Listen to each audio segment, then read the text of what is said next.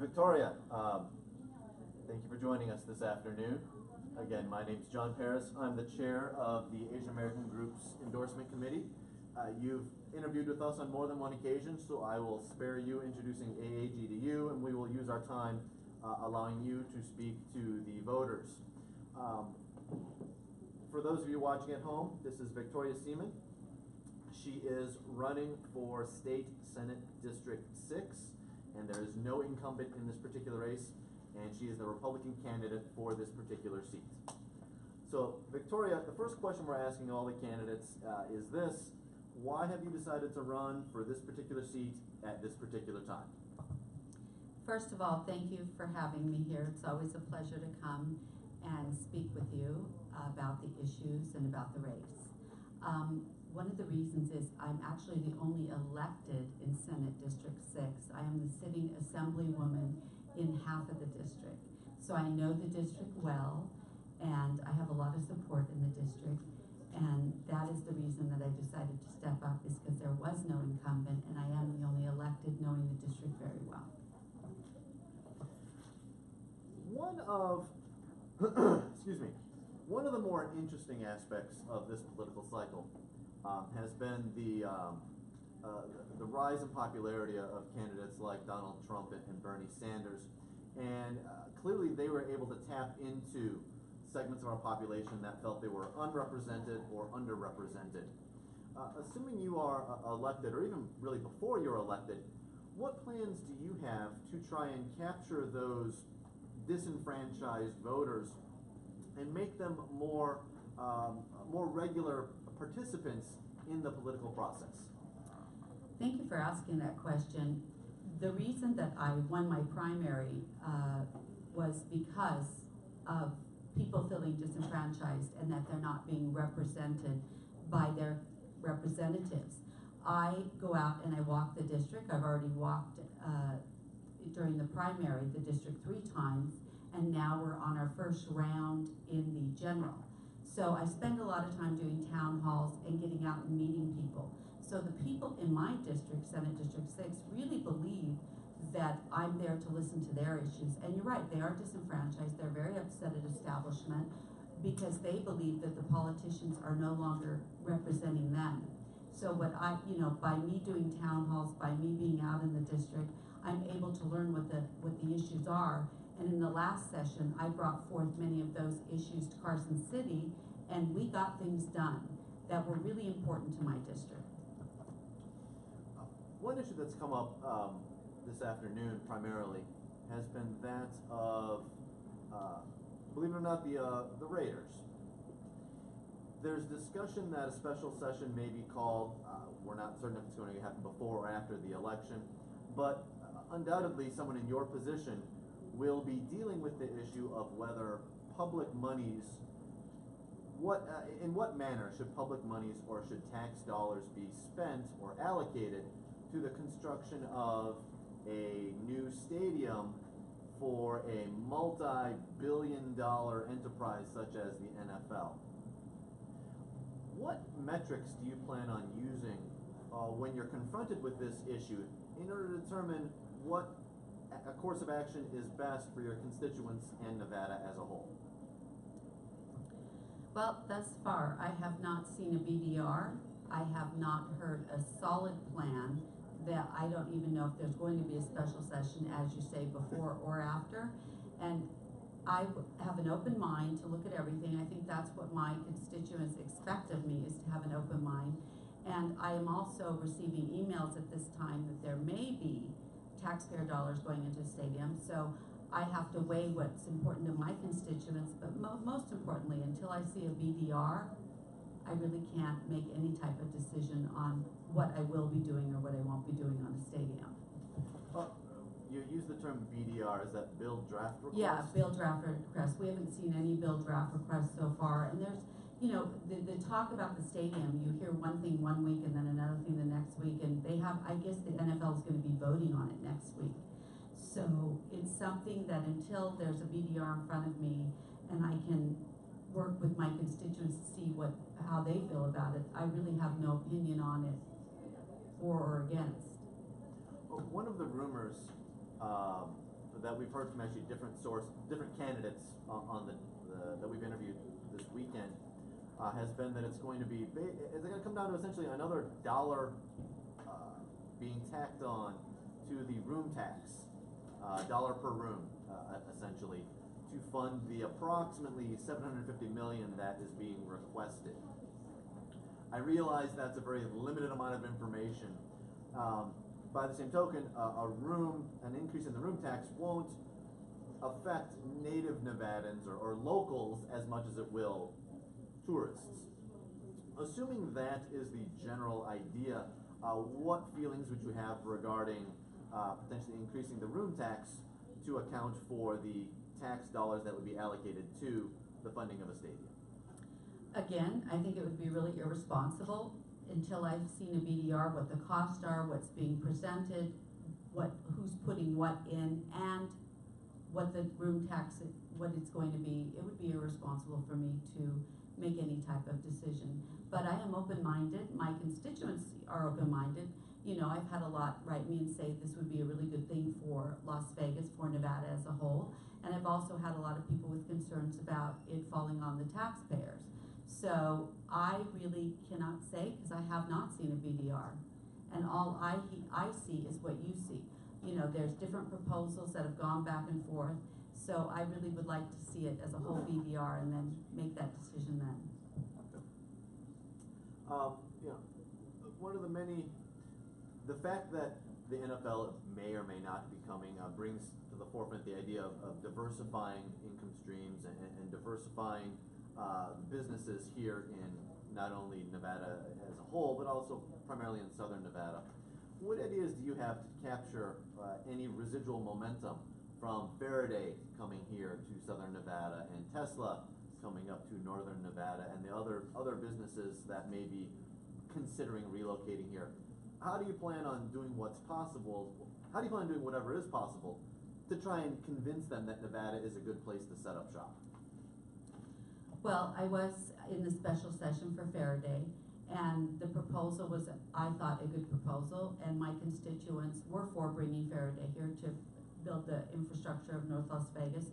And because the taxes went into an escrow, I think it was a very good thing for Southern Nevada. And bringing in other businesses, I think we have to take a look at our tax structure and make sure that we are always conscious of what we're doing in Carson City to make sure that we keep the state a very business-friendly state. We want people of all sizes of businesses to come to Nevada. And so the way that we do that is, first of all, we improve our education, which we've done a lot of great work in the last session with the ESAs, opportunity scholarships, breaking up the school district. So the most important things is to improve our education and keep a good tax structure here in Nevada. And I think that we will have no problem bringing businesses to Nevada. You had mentioned ESAs and breaking up the school district. What, from a short-term perspective, what other ideas might you have to try and spark Nevada's education as a whole from moving up from the approximately 47th in the nation status that we currently have to something at least mediocre, to move it in the right direction? Well, as I mentioned, we did so much in the last session, and now it's time to look and see the results. We've also, by the way, built 54 new schools. So we not only put the ESAs and the opportunity scholarships, we've implemented those, but of course the ESAs right now are held up, as you know, with the Supreme Court. But I would like to do more with opportunity scholarships. I'd like to get more businesses involved and bring more money in through the opportunity scholarships. But with the redistricting, of course, as we know, that was just finalized this week. So I'd like to see the improvements that we've done with that, and then just kind of look at more thinking outside the box to do more things for education. But I think last session we really thought outside the box and did something different instead of doing the same thing over again and expecting different results. I think we did a lot of changes with education, and we'll see what comes to fruition as far as the statistics on test scores and so forth in the next year. As as usual, I've asked all the questions because I love the sound of my own voice. Kevin, I know that education's an important issue to you. Did you have any follow-up regarding this topic before we leave? Of course, Victoria. And we've been told you'll need to project a little more. Our microphones are being a little bit wonky. Okay. We're having our Asian Culture Day bill in the state right now. And the session is coming back up in February, correct? Correct. Correct. Now, once you are back in the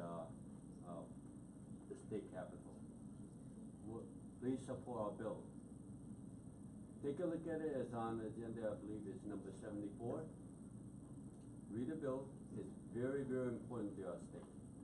And it's the first one of its kind in the nation.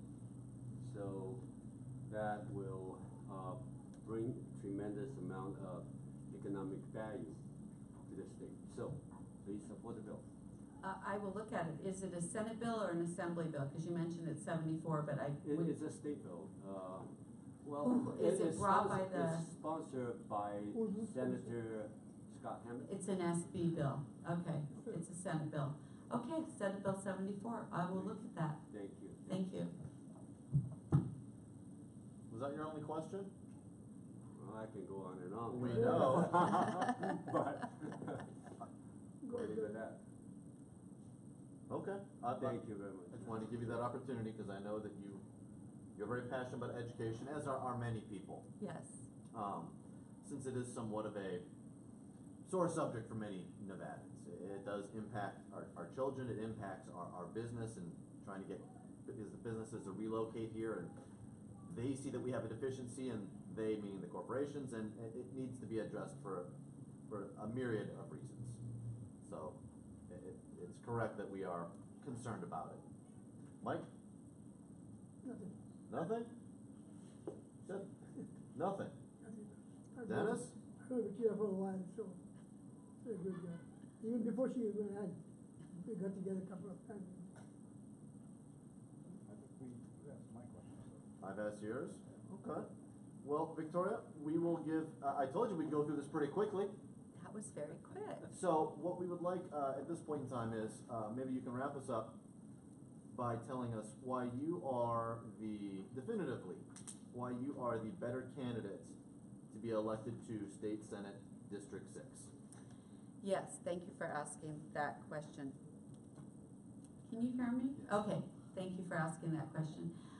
Most and foremost, I bring a very unique experience as a business owner. Only 23% of our legislators have ever signed the front of a paycheck. We have a lot of government workers, and no offense, but we have a lot of attorneys, but I sort of diversify it with bringing forth that perspective. I think we need more of that perspective in Carson City. I also think that we did a lot of great things in the last session. I have a proven record of really tackling the issues and concerns that were important to my district, which was half of Senate 6.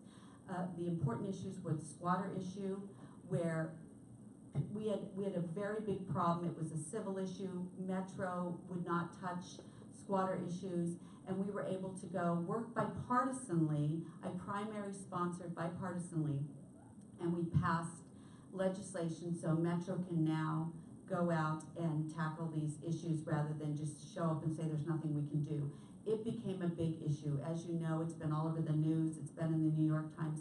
We here in Southern Nevada, and it may or may not have affected you, but it affected the people of my district. So we went in and we took care of that so that now Metro can actually start the investigation if they can't remove those people right away. And it was bringing a lot of crime into the neighborhoods.